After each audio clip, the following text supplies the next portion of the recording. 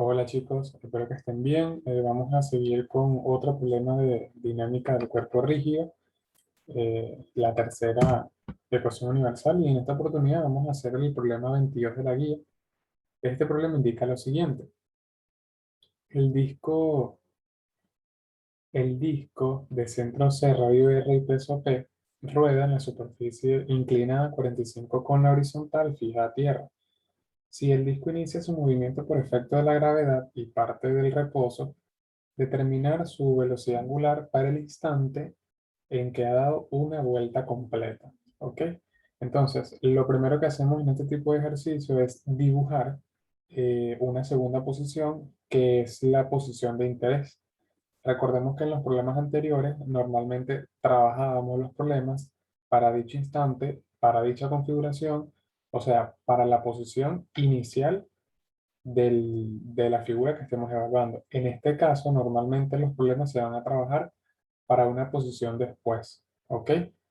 Entonces, lo primero es identificar esa posición de interés. Fíjense que en este caso, esta que está acá es la posición inicial, donde inicialmente el disco se encuentra, y luego de eso el disco da una vuelta, y esto que ven acá en color anaranjado vendría siendo la posición final o la posición de interés, ¿ok? Y esto que está acá vendrá siendo la posición inicial. Entonces, luego de eso es importante hacer el diagrama de cuerpo libre del disco que estamos estudiando.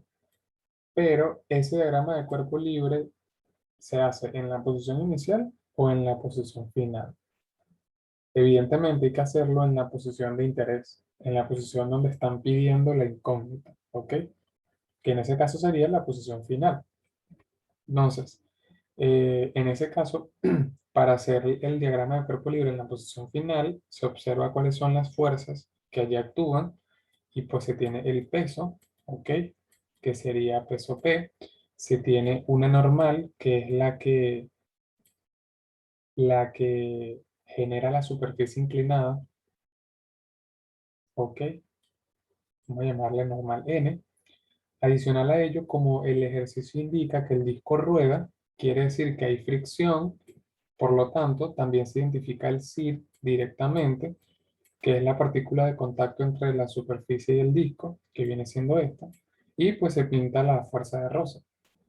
Para este tipo de problema, es indiferente la dirección y el sentido hacia donde se coloque, ¿ok? Por el momento, ¿sí?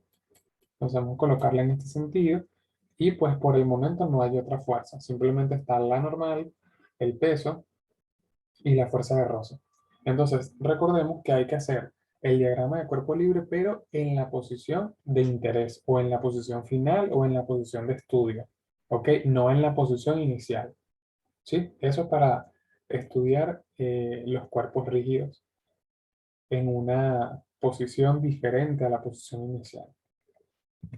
Luego de eso, normalmente lo primero que se hace es que, como hay un cambio de movimiento, o sea, estamos hablando de que el disco inicialmente estaba en una posición y luego cambia esa posición. Normalmente eso pasa porque hay un trabajo, ¿ok? Hay una fuerza que se aplica dentro del cuerpo que estamos estudiando, que permite el movimiento de ese cuerpo que estamos estudiando, y por lo tanto genera un trabajo, se genera un trabajo.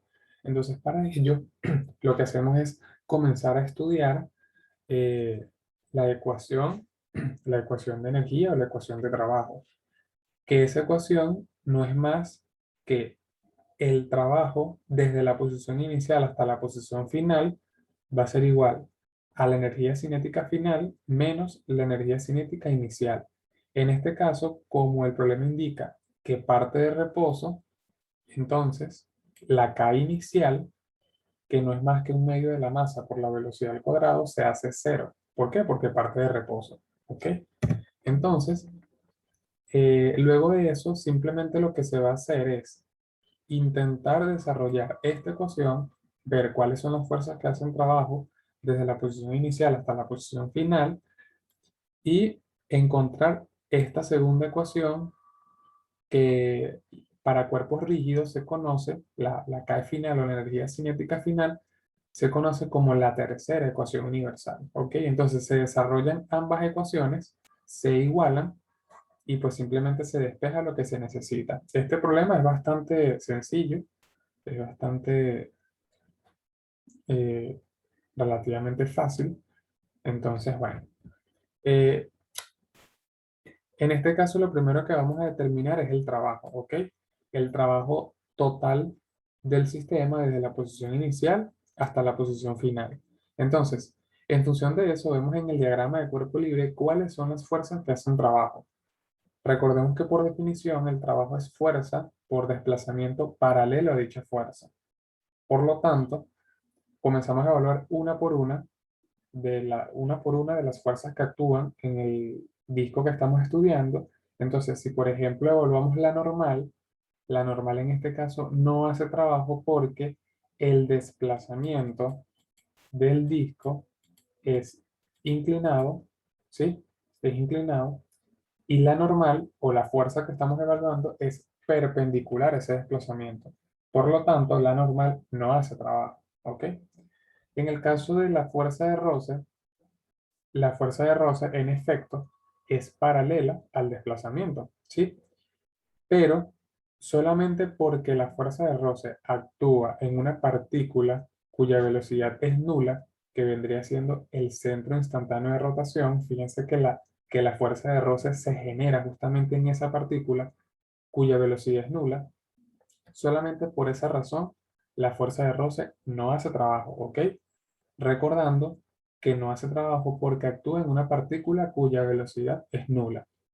Entonces ya evaluamos que la normal no hace trabajo, la fuerza de roce tampoco hace trabajo y procedemos a evaluar finalmente la fuerza P, ¿ok? Entonces fíjense que evaluando el peso P desde la posición inicial hasta la posición final, fíjense que el peso sí hace trabajo. Entonces, el peso sería el peso por el desplazamiento paralelo a dicha fuerza, que ese desplazamiento le vamos a llamar H, que es un desplazamiento vertical paralelo a la fuerza P, que es vertical. Entonces, simplemente se dice que ese trabajo sería P por H. ¿Por qué positivo? Porque el desplazamiento vertical va en dirección hacia abajo. Fíjense que el disco baja y la fuerza P va en dirección hacia abajo. Entonces, cuando el desplazamiento va en la misma dirección de la fuerza que estamos evaluando, el trabajo es positivo. Si el desplazamiento va en dirección contraria a la dirección de la fuerza que se esté evaluando, el trabajo sería negativo. ¿Ok? Entonces, dado eso, en este caso, el trabajo que ejerce la fuerza del peso es positivo. ¿Ok? Entonces, fíjense que ya tenemos listo, ya se tiene listo esta ecuación desarrollada. Ahora vamos con la K, ¿ok? Que es la energía cinética. Entonces, recordemos que esta que está acá es la tercera ecuación universal, ¿sí? Que depende de tres términos, que eso ya en la teoría, previamente en los videos subidos anteriormente, ya se explicó. ¿Ok? Esta es la tercera ecuación universal, que depende de tres parámetros, el término de traslación, el término desviador y el término de rotación. ¿Ok? Entonces, esta ecuación funciona de forma muy similar con la segunda ecuación universal en términos de que dependiendo de en función de qué partícula yo deje expresada toda esta ecuación, voy a eliminar algunos términos reduciendo la ecuación. Recordemos que en la ecuación anterior, en la segunda ecuación universal, dependiendo de en qué partícula yo aplicaba un momento, eliminaba un término, ¿cierto? Bueno, en tal sentido, acá es muy similar. Dependiendo de en qué partícula yo coloco o yo expreso toda la tercera ecuación universal, yo voy a eliminar ciertos términos, logrando reducir la ecuación y finalmente reduciendo el trabajo que hay que hacer, ¿ok? Entonces, eh, hay ciertas partículas estratégicas y esas partículas van a ser las mismas partículas que se utilizaron o se escogían como partículas estratégicas para evaluar el momento, ¿ok? En tal sentido, aplicando lo mismo que hacíamos allá, lo vamos a hacer acá. Entonces, acá se tiene, por ejemplo, el CIR, que es una partícula bastante importante, que nos facilita muchísimo las cosas. Entonces, en este caso, vamos a colocar toda la ecuación en función del centro instantáneo de rotación. ¿Pero por qué en el centro instantáneo de rotación? Porque fíjense, si la colocamos en el centro instantáneo de rotación, ¿qué se sabe, qué se sabe del centro instantáneo de rotación? Pues que la velocidad es cero, ¿sí? Por lo tanto, este término se hace cero porque depende de la velocidad. Este otro término que está acá también se hace cero porque depende de la velocidad. Y finalmente simplemente queda que K va a ser igual a un medio de I super I, ¿ok? I super I ZZ omega 21. ¿Por qué I super I ZZ? Porque recuerden que estamos colocando toda esta ecuación en función del signo, ¿ok? Teniendo como resultado esta ecuación que está acá, ¿sí? Entonces, simplemente lo que se va a hacer es determinar el I super I ZZ del disco, que cuando el radio del disco es R, directamente se puede decir que el momento de inercia de un disco es 3 medios de la masa por el radio al cuadrado. ¿Ok? Eso aplica solamente cuando el radio del disco es R. ¿Sí? De lo contrario, se recomienda que se desarrolle la ecuación de Steiner como normalmente se ha venido trabajando. ¿Ok? Entonces, al tener listo ya esta ecuación y al tener lista esta ecuación, simplemente lo que se hace es igualar y luego se despeja la velocidad angular, que es lo que se necesita. Pero antes de igualar, todavía de esta ecuación no se conoce la altura h, ¿sí? Esta altura que está acá no se conoce. Entonces se procede a determinar dicha altura. Entonces fíjense, acá, acá se tiene un triángulo rectángulo, ¿sí? Recordemos que el peso se mide desde los centros de masa. Entonces, acá se tiene este triángulo, ¿sí? Este triángulo que está en amarillo. Y allí va a aparecer H, ¿sí? Esta H que está acá no es. Es esta que está acá en el triángulo amarillo, ¿sí? En el triángulo amarillo. Este ángulo que está acá es 45. Entonces, de ese triángulo, ¿qué se tiene? Se tiene el ángulo que forma la superficie inclinada con la horizontal, que a su vez es paralelo a la hipotenusa, ¿sí? Es paralelo a la hipotenusa. Ese ángulo es 45 grados. Y también se tiene el desplazamiento que tiene el centro de masa desde la posición inicial hasta la posición final. Ese desplazamiento, recuerden la teoría que cuando un disco gira o ha dado una vuelta completa, ese desplazamiento es 2pi por r. ¿Ok? Entonces, como esa es la condición o el instante en el que se está pidiendo la velocidad angular para cuando el disco haya dado una vuelta completa, entonces él desde C inicial hasta C final dio una vuelta completa y esa distancia o ese desplazamiento no es más que 2pi por r. ¿Ok?